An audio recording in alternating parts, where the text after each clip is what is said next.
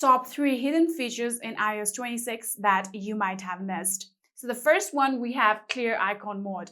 For that, what you're going to do is get to your home page just like this, long press on your home page, and then from here tap on edit option right here, then tap on customize.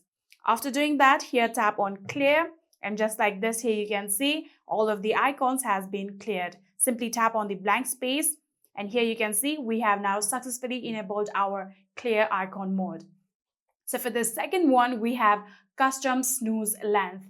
So for years, iPhone users were stuck with a mandatory 9-minute snooze option, but not anymore. You can simply go to your clock application and then from here select any of the alarms.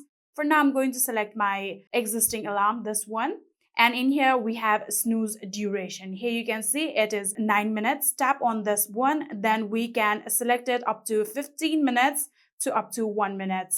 For now, we're going to go with 2 minutes. And if you want to save this, simply tap on this tick option right here. And just like that, we have now successfully customized our snooze length on our alarm. And for the third and final one, we have something called selective text copy. So previously, if you had any of the OTP sent to you, there wouldn't be option of selecting the specific text, but in the iOS 26, we have that option. So for now, I'm going to open my message application.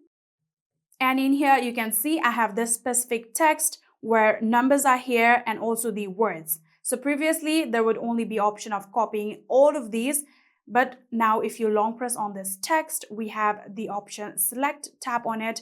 Now you can only select the numbers, just drag it down like this. And just like this, you can now tap on copy, and now we have successfully copied just the number. You can now simply paste it down like that.